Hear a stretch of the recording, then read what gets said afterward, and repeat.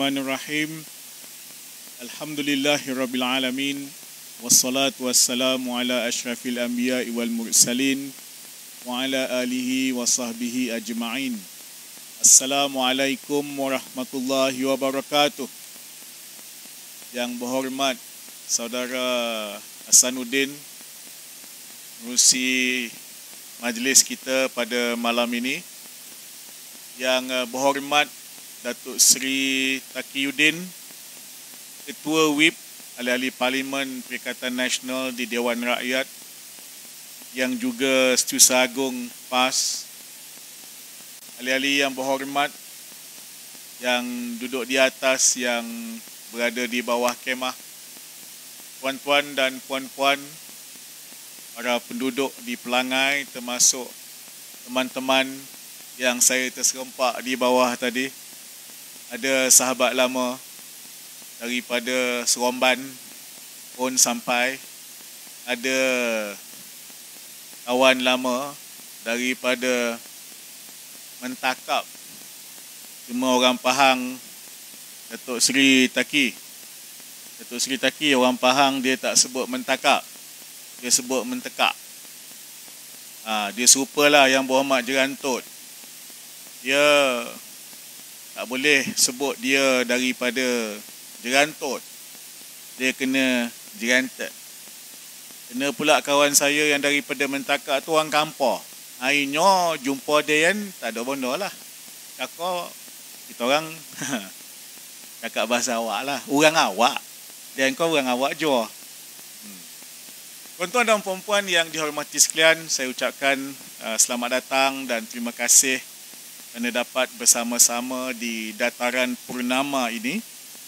Dan ini adalah siri ceramah kita yang boleh dikatakan sepanjang 2 minggu ini setiap malam ada ceramah berkelompok, ada ceramah yang besar, ada ceramah di sini, ada ceramah di kawasan Felda.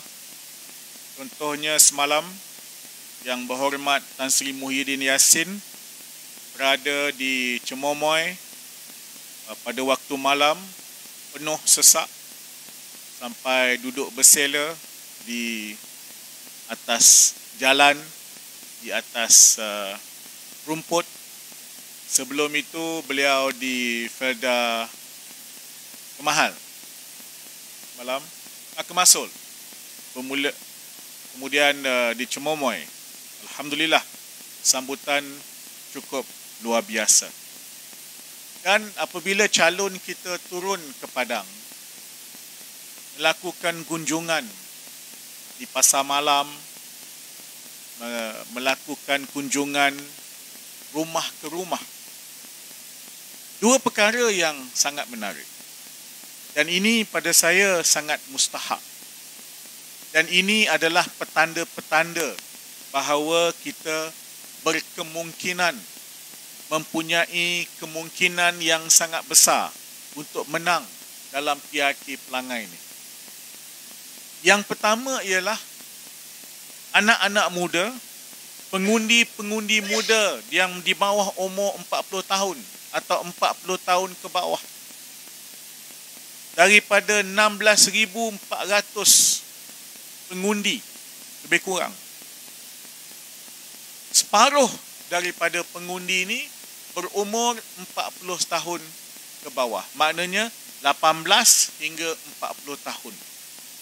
Dan saya cukup yakin sokongan dan dokongan anak-anak muda ini berterusan daripada PRU yang lepas sampai ke PRN di 6 buah negeri, sampai ke Pulai dan Simpang Jeram, dan insya-Allah akan sampai juga di Pelangai, tuan-tuan. Saya cukup yakin.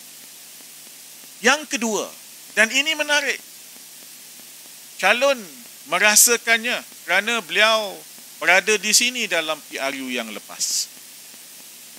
Sudah kelihatan sekumpulan daripada pengundi-pengundi Melayu khususnya, dan ada juga di kalangan pengundi India dan tak kurang pengundi Cina, Kita harus ingat 74% daripada pengundi di sini adalah orang Melayu, lebih kurang 20% adalah orang Cina, dan selebihnya kita ada orang India dan ada 2% lebih orang-orang asli.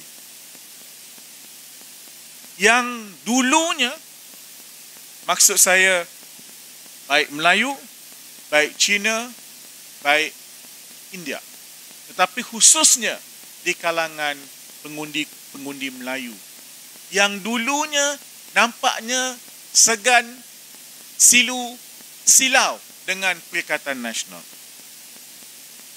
Kali ini, tuan-tuan jangan carilah mereka dalam ceramah-ceramah, kerana kita memahami dari mana mereka ini datang dan kita kena faham latar belakang mereka dan kita kena hormati perasaan dan emosi mereka. Tetapi bila calon turun, bila kita turun bertemu dengan mereka, dari riak muka mereka dan daripada percakapan mereka, mereka dah cemuh dah mengundi kepada calon-calon daripada UMNO dan daripada Barisan Nasional. InsyaAllah mereka juga, saya cukup yakin, mula bersedia untuk memberi sokongan kepada Perikatan Nasional. Jadi ini suatu petanda yang sangat mustahak. Ini dua perkara yang memang berbeza daripada PRU yang lepas. Yang pertama, anak muda terus menyokong kita, malahan bertambah. Dan yang kedua, pengundi-pengundi yang pada PRU yang lepas tidak bersama dengan kita sudah mula menunjukkan riak-riak mereka bersedia mendokong dan menyokong Cikgu Kasim selaku calon kita. Soalnya sekarang ialah sejauh mana kita terus engage dengan mereka, sejauh mana kita terus menerangkan dasar-dasar kita, mengapa kita harus menang dalam pilihan raya kali ini. Tuan-tuan dan puan-puan, tadi saya terima kasih kepada pengurusi YB Hasanuddin sebut nama saya dengan betul. Dia pun tadi nak sebut nama saya tu dia sebut betul-betul lah. Terima kasih. Nama saya Saifuddin bin Abdullah. Sahih. Saya bukan Saifuddin yang lagi satu. Saya tak jual beras, tuan-tuan. Beza. Kepada anak-anak muda, saya selalu bezakan antara dua Saifuddin ni. Saifuddin yang lagi satu, ni di bawah ni ada saudara Sufi. Dia bekas Presiden Majlis Perwakilan Pelajar Universiti Malaysia Pahang. Masa dia student dulu, dia ni kaki demo. Masa tu saya Timbalan Menteri Pengajian Tinggi. Saya pun join demo dia. Saya UMNO masa tu. Tak tahu siapa yang gila lah, kau ke aku. Ya. Saya selalu peringatkan anak-anak muda. Saifuddin yang lagi satu tu, dia mengata kepada anak-anak muda. Apa dia kata? Dia kata dua benda. Pertama, anak-anak muda yang menyokong Perikatan Nasional ini, mereka ini terdiri daripada orang-orang yang kurang pendidikan. Kedua, mereka ini tak mempunyai pendapatan yang stabil.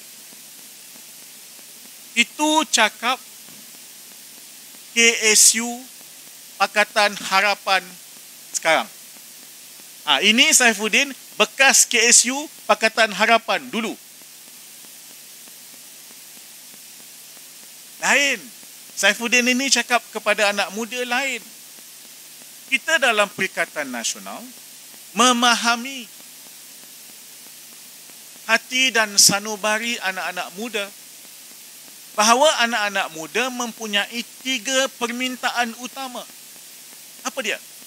1, mereka mahu suara mereka diiktiraf.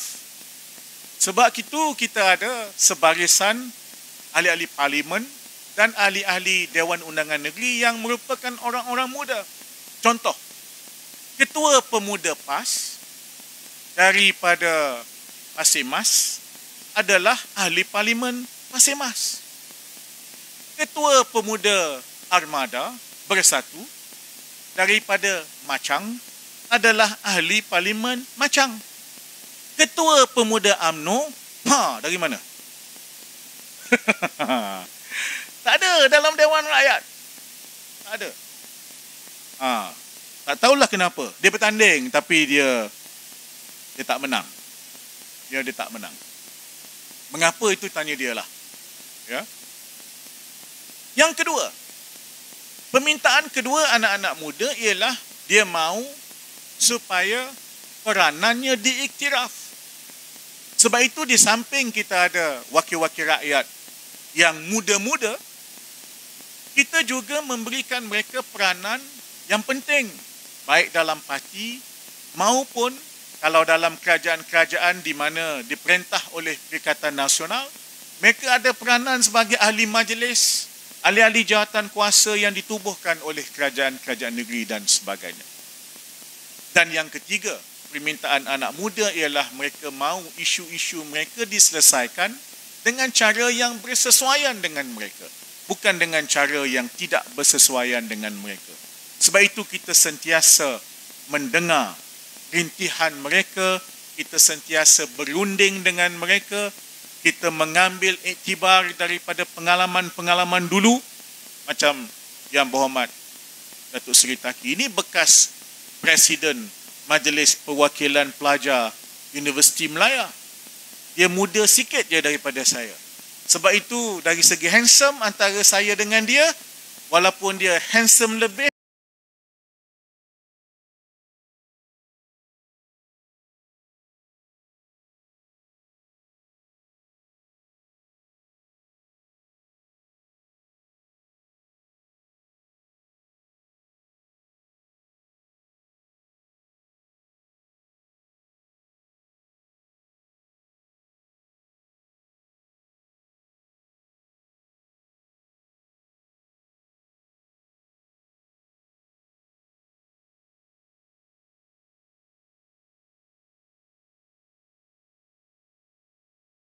walaupun dia handsome lebih, tapi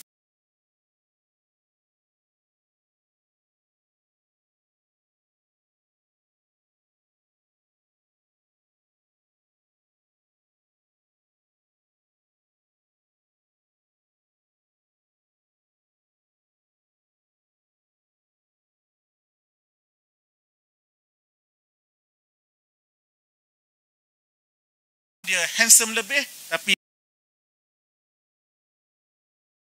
hisap yang mudah dikira, tuan-tuan. Memanglah kerajaan negeri takkan berubah secara automatik. Tetapi dalam dunia politik, apa-apa pun boleh berlaku. Dan sekiranya berlaku apa-apa perubahan di negeri Pahang, orang tak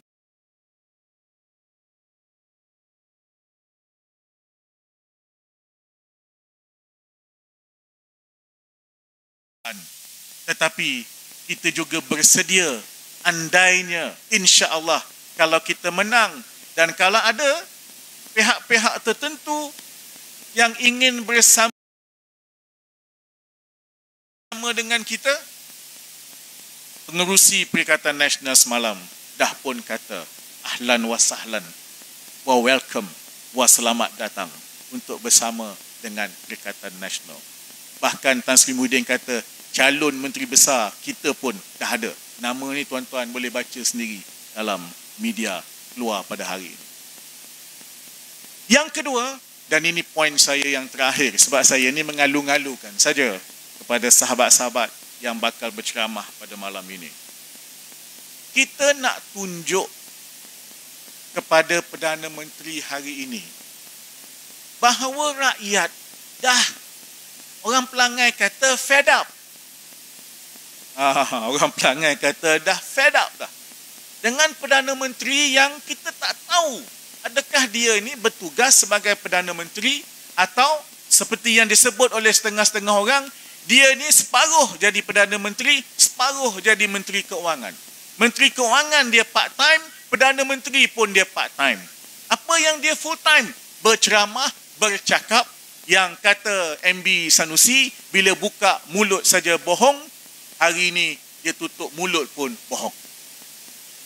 Tuan-tuan dan puan-puan, saya bekas Menteri Luar. Saya meneliti ucapan-ucapan Perdana Menteri.